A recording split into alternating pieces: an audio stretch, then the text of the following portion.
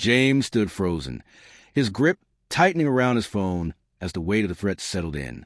The unknown caller's voice still echoed in his mind, chilling and deliberate.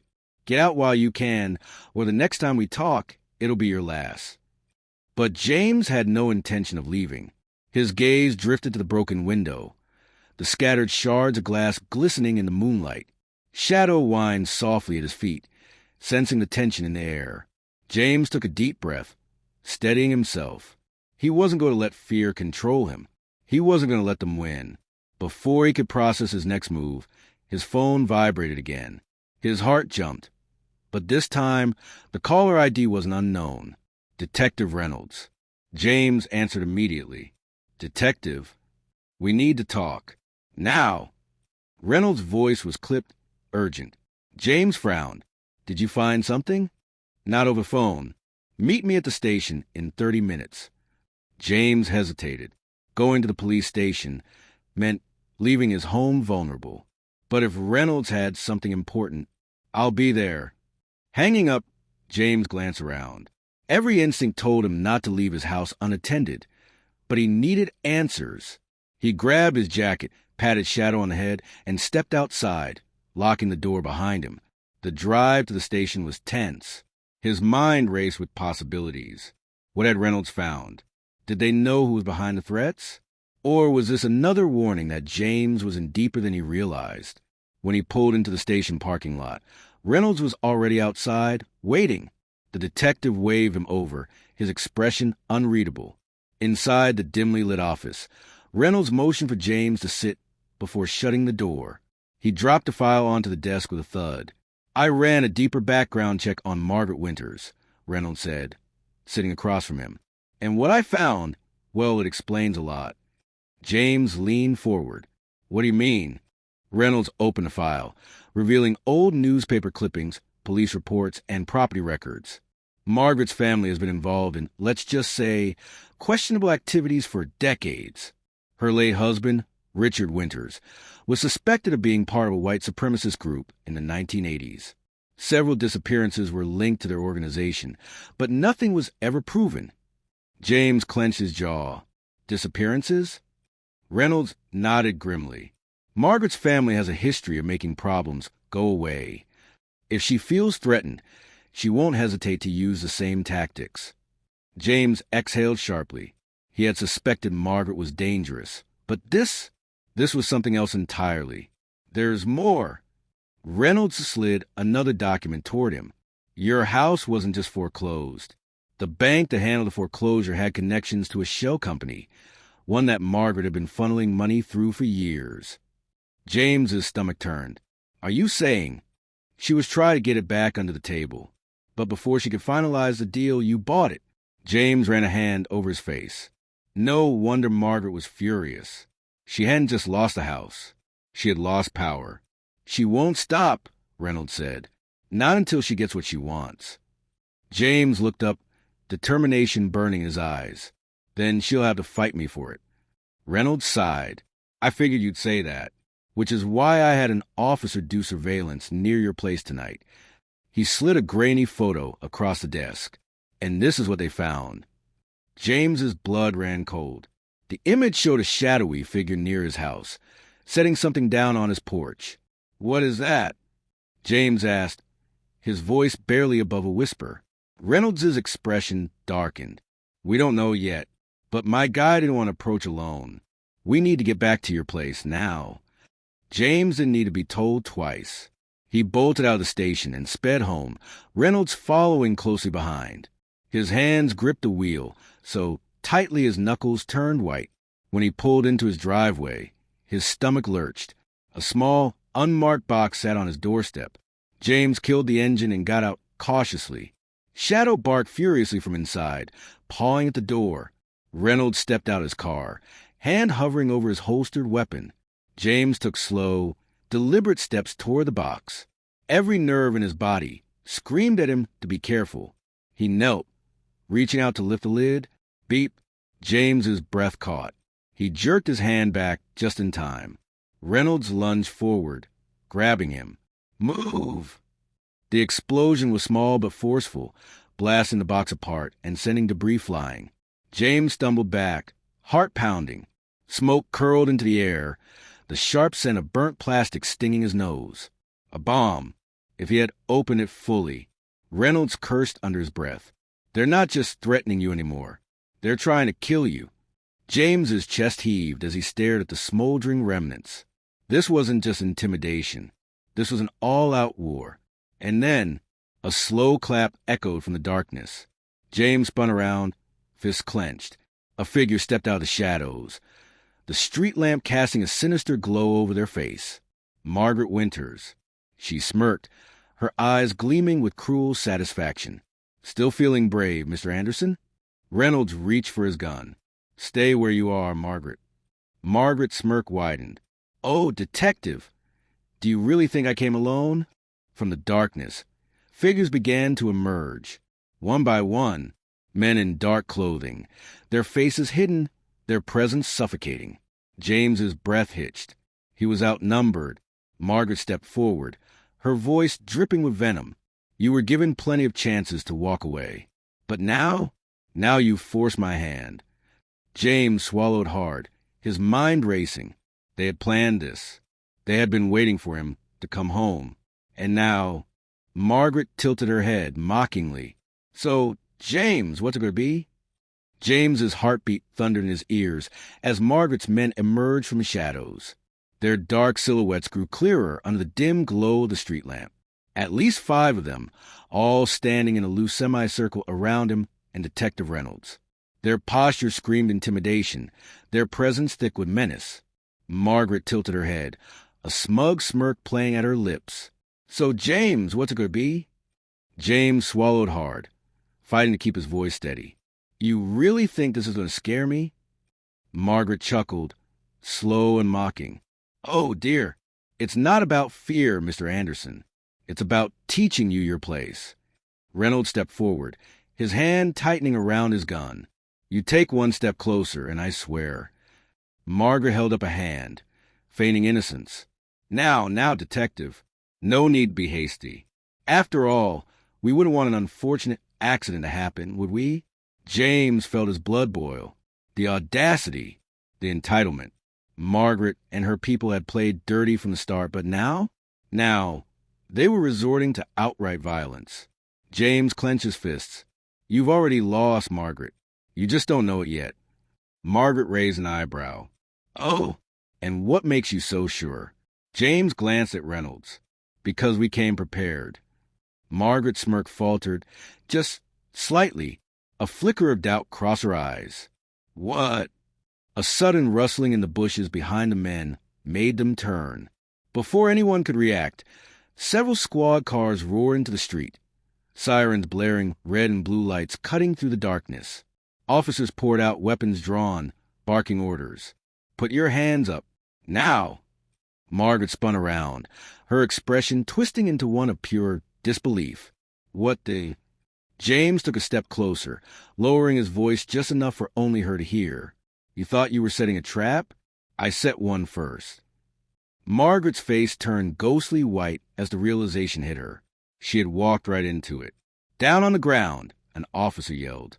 Margaret's men hesitated for a moment, but seeing they were outnumbered, they slowly raised their hands and dropped to their knees. Officers swarmed them, securing them in handcuffs. But Margaret? She didn't move.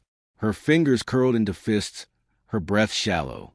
This isn't over, she whispered venomously. James didn't flinch. Oh, it's very over.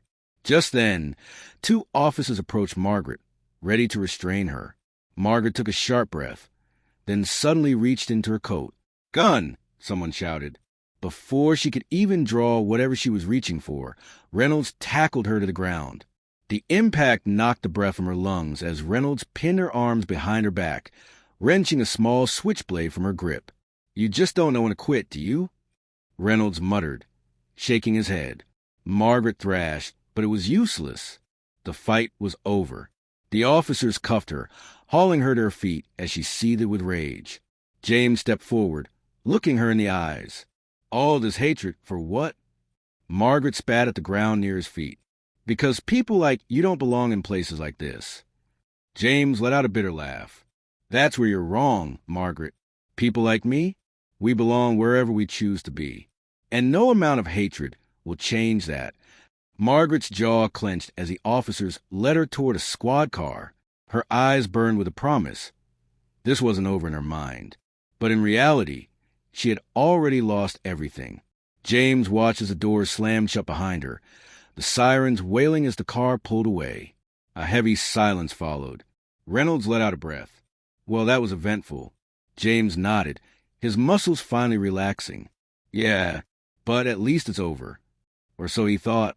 As the remaining officers wrapped up the scene, securing evidence, James walked toward his house. His home. His victory felt heavy, like the weight of everything that had happened was only now sinking in.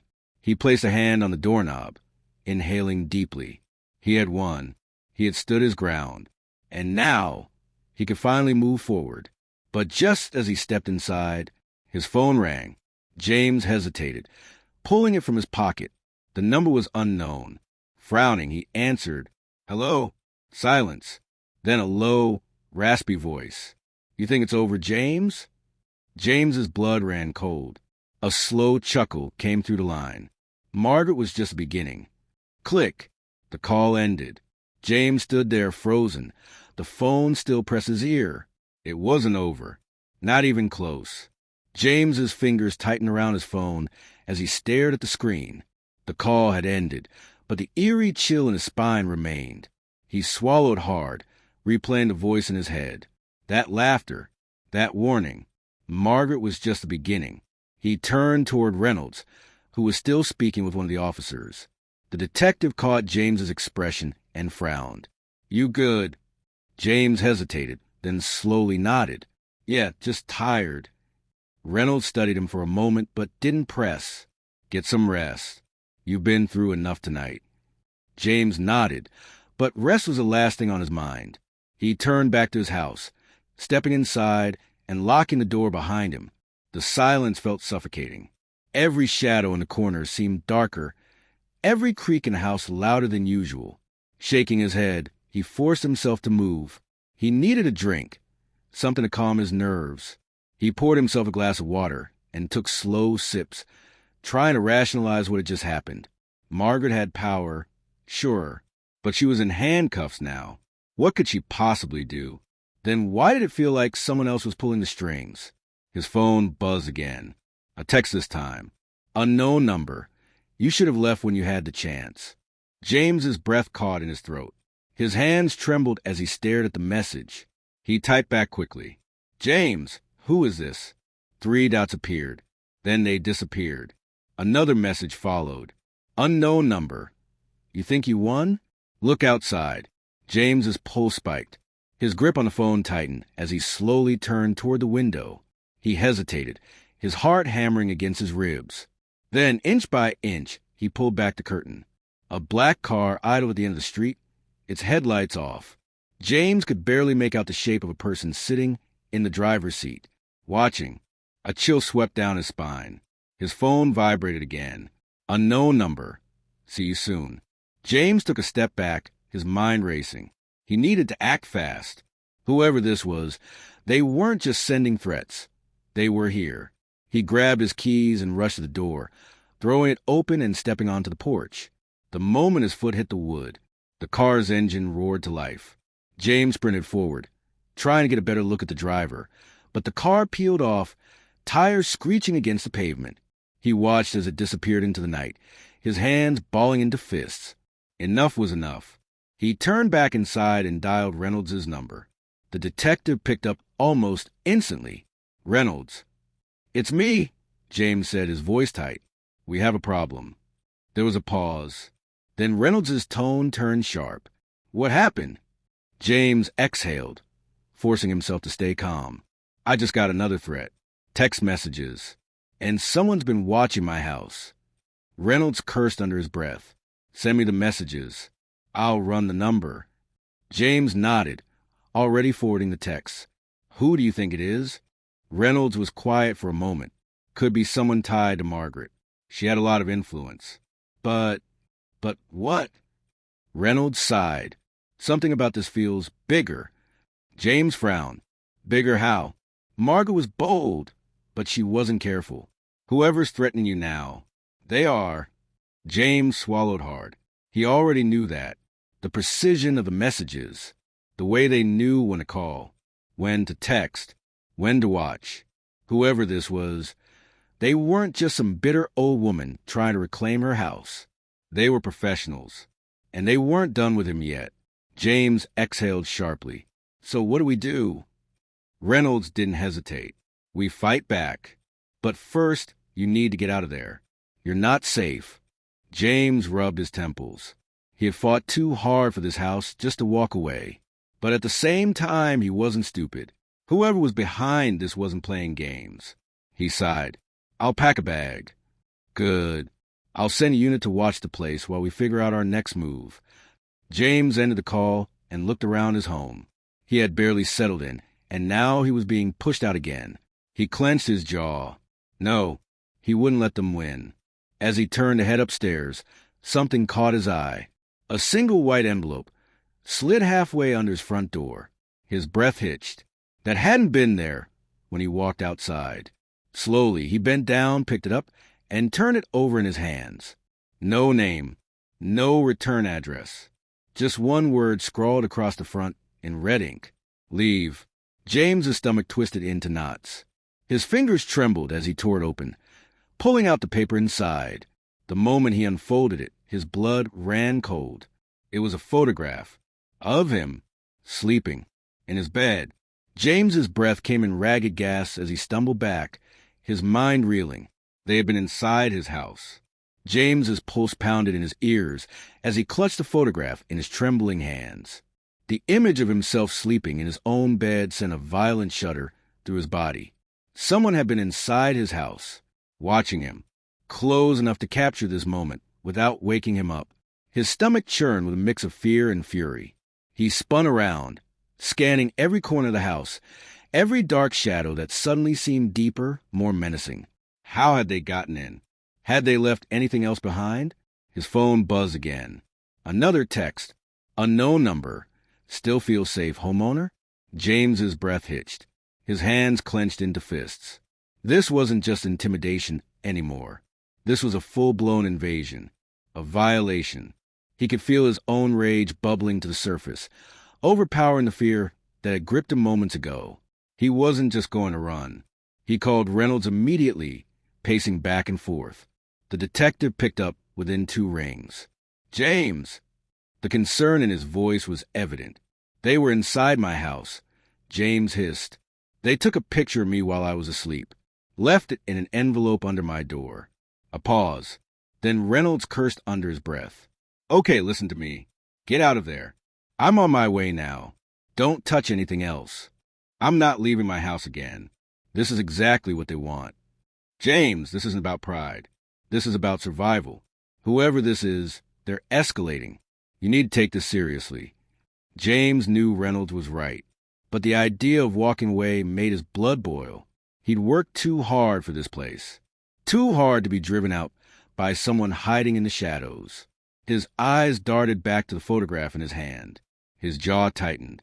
I'll wait for you outside, but I'm not giving up my house. Fine. Just don't do anything stupid. I'll be there in 10. James ended the call and grabbed his jacket. Before he stepped outside, he hesitated at the door. He could feel eyes on him, even if he couldn't see who was watching. His instincts screamed that this wasn't over. He stepped out onto the porch, the night air crisp against his skin. The street was eerily quiet. Too quiet. Then, a rustling sound from the side of the house. James turned sharply, heart hammering. Someone was still here. His grip tightened around his phone. He took a step forward, then another, moving slowly toward the side yard. The dim glow of the streetlights barely reached the narrow passage between his house and the neighbor's fence. He swallowed hard and rounded the corner.